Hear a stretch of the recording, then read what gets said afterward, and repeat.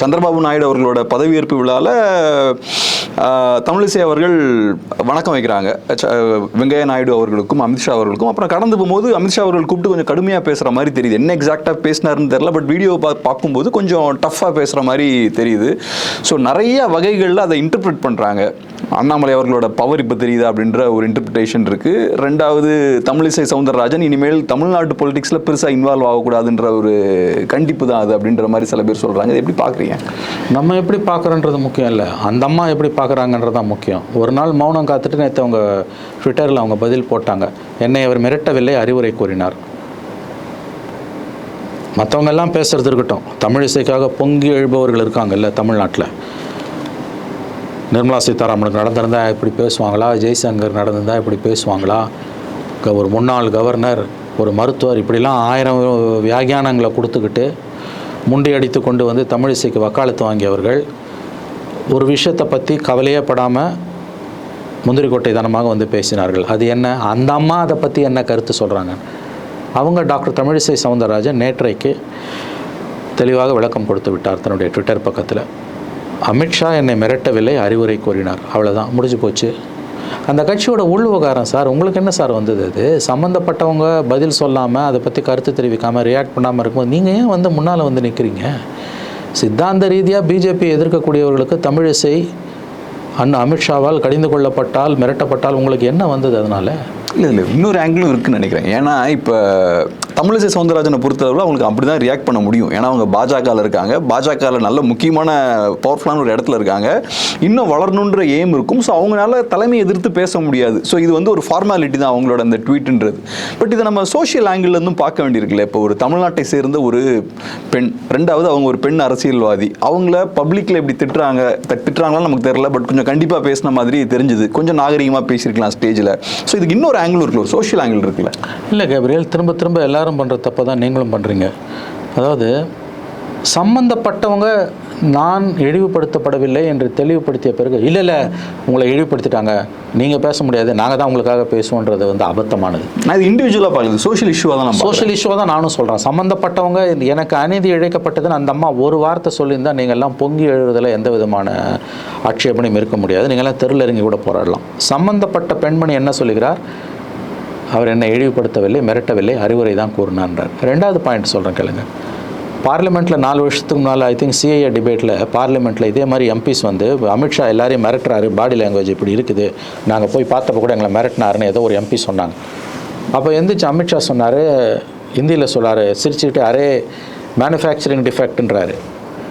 இது அவருடைய famous words லோக்சபாவில். இப்போ கூகுள் பண்ணிங்கன்னா வரும், யூடியூப்பில் போய் அமித்ஷா மேனுஃபேக்சரிங் டிஃபெக்ட் லோக்சபானா வந்து விழும் அந்த வீடியோ. அமித்ஷா என்ன சொன்னார்? நான் மிரட்டல உங்களெல்லாம், நான் யாரையும் மிரட்டல, நான் யாரையும் மிரட்டினேன்னு சொல்கிறாங்க, அப்படிலாம் தப்பு, நான் யாரையும் மிரட்டல, இது மேனுஃபேக்சரிங் டிஃபெக்ட். எது? தன்னுடைய அடாவடியான அந்த அணுகுமுறையை அவர் நியாயப்படுத்துகிறார். அவர் எல்லா காலத்துலேயும் எல்லாருக்கிட்டையும் இப்படி தான் நடந்திருக்காரு. அன்றைக்கி கொஞ்சம் ஓவராக போயிடுச்சு, அவ்வளோதான். இதை பற்றி கவலைப்படையது தமிழிசை. நீங்கள் எதுக்கு போய் இவ்வளோ தூரம் பொங்கி எழுதுறீங்கன்ற நான். ரெண்டாவது, அந்த கட்சி எப்படிப்பட்ட கட்சி?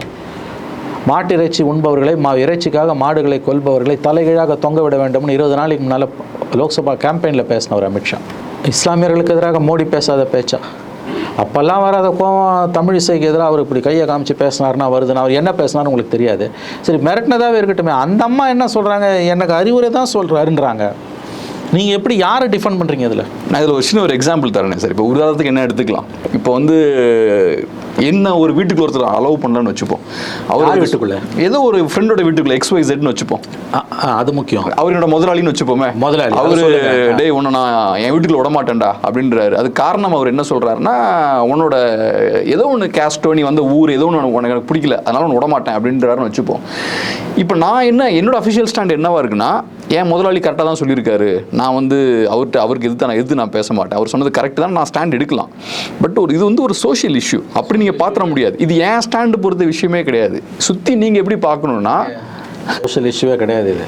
தமிழிசையை சாதியை சொல்லியோ, அவர் பிறந்த இனத்தை சொல்லியோ, பெண் என்பதாலேயோ ஒரு மிரட்டியிருந்தாருன்னு தமிழிசை சொன்னாங்கன்னாலோ, அல்லது தமிழிசை சொல்லாமல் அமித்ஷாவோட ஆடியோவில் உங்களுக்கே அது தெரியுதுன்னா கூட நீங்கள் பேசலாம். இங்கே அந்த எவிடன்ஸும் லேக்கிங். நல்லா ஞாபகம் வச்சுக்கோங்க. தமிழிசை சொல்லாமல் இருந்தால் கூட still I can give benefit of doubt to you உங்கள் ஆர்குமெண்ட்டுக்கு. எப்போ தெரியுமா? அமித்ஷா பேசினதோட ஆடியோ என் காதில் விழுந்திருக்கணும், அதுவும் காதில் விழலை. அதில் இருக்கக்கூடிய ஒரே ஒரு சாட்சி தமிழிசை, வெங்கைய நாயுடு உட்காந்துருக்காரு, பக்கத்தில் நட்டா உட்காந்துருக்காரு, அவங்கெல்லாம் வாய் திறக்க மாட்டாங்க. உங்ககிட்ட எந்த எவிடன்ஸ் இல்லாமல் எதுக்கு முந்திரி கொட்ட மாதிரி முன்னால் வந்துருக்கீங்க? ஒரு சின்ன ஒரு எவிடன்ஸ் வேணா வைக்கிறேன். இப்போ என்னன்னா, இது வரைக்கும் நான் பார்த்த அளவில் எந்த குஜராத்தியையும் இந்த மாதிரி ஸ்டேஜில் வச்சு அசிங்கப்படுத்தினது இல்லை. இதெல்லாம் வந்து குஜராத்தி இது கோயின்சிடென்ஸ்னு பார்க்குறீங்களா? இல்லைங்க, அவர் நிறைய பேர் அசிங்கப்படுத்திருக்காருங்க. அவர் தான் பார்லிமெண்ட்ல மேனுஃபேக்சரிங் டிஃபெக்ட் ஆன் ரெக்கார்டு இப்படி நான் பார்த்த மாதிரி இல்லையா? இல்லைங்க, நீங்கள் பார்க்கலாம், அது உங்கள் தப்பு. அதுக்கு நான் இருக்கு, நீங்கள் நினைக்கிறீங்களா? கண்டிப்பாக இருக்குது. ஏங்க அவரோட 10 வருஷமா அவரோட பாலிடிக்ஸ் தெரிஞ்சவங்களுக்கு இதெல்லாம் ஒன்றுமே இல்லைங்க. இது ஒரு மேட்ராங்க இது. நான் கேட்குற ஒரே ஒரு கேள்வி, சம்மந்தப்பட்ட நபர் தான் மிரட்டப்படவில்லை என்று சொல்லுகிறார். அதுக்கு மேலே உங்களுக்கு என்ன வந்தது? இல்லை உங்களை மிரட்டிட்டாங்கன்னு சொல்லுவீங்களா? அது கூட பொங்கி எழுந்து அவங்க வந்து தமிழ்நாட்டு பிஜேபி தனியாக உடச்சிடுவாங்க, அங்கே போகிறாங்க, அமித்ஷாவுக்கு வந்து கல்தா இப்படின்றாங்க. Amit Shah is the most powerful leader. உங்களுக்கு பிடிக்குதோ பிடிக்கல. நட்டா தான் பிஜேபி பிரசிடென்ட், பக்கத்தில் உட்காந்துருக்காரு, அமைதியாக இருக்கார். கூப்பிட்டு மிரட்டுறது அமித்ஷா. மிரட்ட தான் செஞ்சார், பார்த்தாலே தெரியுது. ஆனால் சம்மந்தப்பட்ட பெண்மணி வந்து நான் மிரட்டப்படவில்லை, அறிவுரை தான் சொன்னார்னும் போது உங்களுக்கு நீங்கள் என்ன பேச முடியும்? யாருக்காக இதை பேசுகிறீங்க? அதுக்கும் உங்களுக்கு என்ன சம்மந்தம்? அது கேளுங்க. தமிழிசை அவர்களோட ஸ்டேட்மெண்ட்ன்றது ஒரு ஃபார்மாலிட்டி சார். அதான் நம்ம ஒரு என்னங்க பாதிக்கப்பட்டவங்க, நான் அந்த மாதிரி குழந்தையா இருந்தேன்னா அது வந்து வேற என்ன, 15 வயசு பொண்ணு கட்சியிலிருந்து ரிசைன் பண்ணுறாங்க. கேளுங்க, 15 வயசு பொண்ணு 16 வயசு பொண்ணுன்னா நீங்கள் சொல்லலாம் இது, அதாவது ஜுவனைல் மேஜராக இல்லை, லெஸ் தென் 18 year oldனா, இஃப் ஷீ 17+ வச்சுக்கோங்க, நீங்கள் சொல்லலாம் இதை. She is a juvenile, she can't take her decisions on her own, we have a role in it நீங்கள் சொல்லலாம். அந்தம்மா அவங்களுக்கு கிட்டத்தட்ட வந்து she is nearing 55-60 years ஆக போகுதுங்க அவங்களுக்கு. she is nearing 60, almost 60 எனக்கு தெரிஞ்சு, or she would have crossed 60. she is a doctor, she was a governor, she is in politics for 20 years. அவங்கள மிரட்டலான்னு அவங்களே சொல்லுவாங்களா? இல்லை உங்களை மிரட்டிட்டாங்க, அவங்களுக்காக நாங்கள் அப்படியே போந்து அபத்தமாக இல்லை இப்படிலாம் உங்களுக்கு பேசுகிறதுக்கு. நீங்கள் என்ன உங்களை சொல்லுங்க நான். It is between 2 individuals of a political party. Everyone should shut up. அப்படி தான் நான் பார்க்குறேன் இதை. அதுக்கும் உங்களுக்கு என்னங்க சம்பந்தம்? அந்த கட்சியை கடுமையாக விமர்சிக்கக்கூடியவர்கள், சித்தாந்த ரீதியாக விமர்சிக்கக்கூடியவர்கள் இந்த மாதிரி போக்குகளை ரசிக்க வேண்டும். ஏன்னா அந்த கட்சியோட பேர் கொஞ்சம் நஞ்சம் ஒட்டிக்கிட்டு இருக்க பேரும் பொது வெளியில் நாசமாக போகுது. அமித்ஷா நடந்து கொண்ட முறை என்பது ஏற்றுக்கொள்ள முடியாதது. ஸோ உங்களை பொறுத்தளவில் பிஜேபியோட தலைமையை பொறுத்தளவில் ஒரு தமிழனையும் ஒரு குஜராத்தியும் ஈக்குவலாக தான் பார்ப்பாங்க. அதெல்லாம் ஈக்குவலாலாம் பார்க்க மாட்டான். அவன் மனுஷனாகவே மதிக்கிறதில்ல யாரையுமே. அவன் உங்களை வந்து கொஞ்சம் மட்டமாக மதிக்கிறான், உங்களை ரொம்ப மட்டமாக மதிக்கிறான், குஜராத்தியை கொஞ்சம் மேலே மதிக்கிறான். அவனையும் அவன் ரொம்ப பெரிய வெளிப்பாடாக நீங்கள் பார்க்கல. அதாவது வந்துங்க, அவன் குஜராத்தியை மதிக்கிறான், பிராமணர்களை மதிக்கிறான்றது கூட பெரிய மதிப்பு கிடையாது. நான் ஓப்பனாக சொல்லணும். நான் அவங்களை பொறுத்த வரைக்கும், அவர்களை பொறுத்தவரையில் இந்த குஜராத்தி ரெட்டையர்கள், அமித்ஷா மோடி ரெட்டையர்களை பொறுத்தவரையில் அவர்கள் யாரையுமே மதிப்பது கிடையாது. நீங்கள் அந்த குஜராத்திகளை மதிக்கிறாங்க, அவங்க வந்து பிராமணர்களை மதிக்கிறாங்கன்றதும் சும்மா என்னை பொறுத்த வரைக்கும் அதுக்கு ஒன்றும் உங்களை மதிக்கிறதுக்கும் அவனை மதிக்கிறதுக்கும் பெரிய வித்தியாசம் ஒன்றுமே கிடையாது. சில டிகிரிஸ் வேணால் டிஃபர் ஆகலாம். இவங்க அடிப்படையிலே ஜனநாயக கோட்பாடுகளுக்கு எதிரானவர்கள். அமித்ஷாவும் மோடியும் அடிப்படையிலே ஜனநாயக கோட்பாடுகளுக்கு எதிரானவர்கள். இப்படி தான் அவங்க கடந்த 10 வருஷமாக பிஜேபியையும் இந்தியாவையும் ஆண்டு கொண்டிருக்கிறார்கள். புதுசாக என்ன வந்தது? அந்த கட்சியில் இருக்கிறதே ஒரு பாவம். அதில் என்னமோ உங்களுக்கு வந்து இழிவு நடத்தப்பட்டது, உங்களுக்கு அநீதி நடச்சு தமிழிசை பொங்கி வராங்களாம், அவங்களுக்காக வந்து இவங்கெல்லாம் அப்படியே வந்து கொடி பிடிக்கிறாங்களாம். ஏன்னா அந்த கட்சியில் இருக்கும்போது அதை விடவா பாவம் வேறு தேவை? வெளிப்படையாக இஸ்லாமியர்களுக்கு எதிராக அவங்க எவ்வளோ பேசுனாங்க இந்த எலெக்ஷனில். இந்த எலெக்ஷனில் பிஜேபியோட கேம்பெயின், பிரைம் மினிஸ்டரோட கேம்பெயின், அமித்ஷாவோட கேம்பெயின் எவ்வளோ பேசினாங்க. அவங்க சிறுபான்மையின மக்களுக்கு எதிராக வன்மத்தை கக்குனாங்க. அதை சகித்து கொண்டு அந்த கட்சியில் இருக்கக்கூடிய தமிழிசைக்கு இந்த மாதிரியான சம்பவங்கள் நடந்தால் என்ன, நடக்காவிட்டால் உங்களுக்கு என்ன? ஆகவே இந்த முரண்பாடு வந்து ரொம்ப, அதாவது வந்து அபத்தமானது. இது அவர் ஒரு கவர்னரு, அவர் ஒரு தமிழர், அவர் ஒரு அரசியல்வாதி, அந்த கட்சியில் இருக்காங்க. அவங்க இந்த எல்லா பாவத்துக்கும் அவங்க உடந்த சாட்சி. அமித்ஷா மோடி செய்து கொண்டிருக்கிற பஞ்சமா பாதகங்களுக்கு சாட்சியம்தான் தமிழிசை சவுந்தரராஜன். அந்த கட்சியில் அந்த அம்மா இருக்காங்க. அப்போ அவங்களோட நியாய தர்மங்களுக்காக நீங்கள் குரல் கொடுக்குறீங்கன்னா அதை விட அபத்தமானது எதுவுமே இருக்க முடியாது. எந்த நியாயத்துக்கு உட்படாத கட்சிங்க அது. இன்றைக்கி என்ன நடக்குது இந்தியாவில்? 240 சீட்டு ஜெயிச்சுனா மறுபடியும் ஆள போகிறோம், அது வேறு விஷயம். மக்கள் அவனுக்கு தான் ஓட்டு போட்டிருக்கான். ஆனால் ஏற்றுக்கொள்ள முடியுமா அந்த கட்சியை?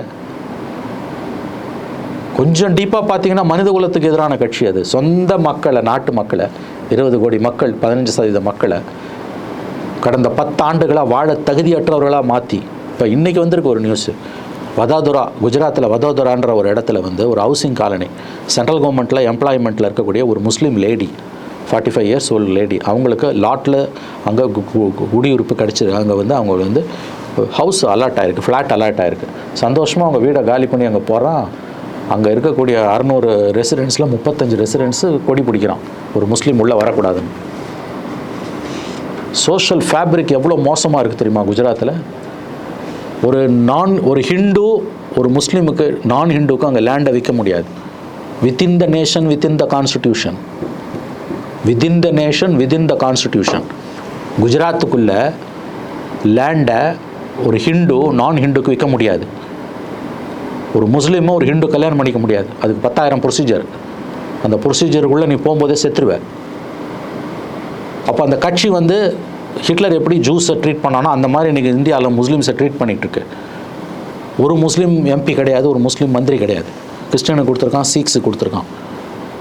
இதெல்லாம் தான் இஷ்யூ. தமிழ் இஷ்யூ எப்படி கையை காமிச்சாரா அது கிடையாது இஷ்யூ. அந்த கட்சியில் இருக்கிறதே ஒரு பாவம். அப்புறம் அந்த கட்சியில் வந்து எனக்கு அவமரியாதை பண்ணிட்டாங்கன்னா அது அந்த அம்மாவோட பிரச்சனை. நீங்கள் எல்லாம் உங்கள் வேலையை பாருங்கள் சார். ரொம்ப நன்றி சார். உங்கள் பிஸியான டைமில் அருமையான ஒரு ரொம்ப நன்றி.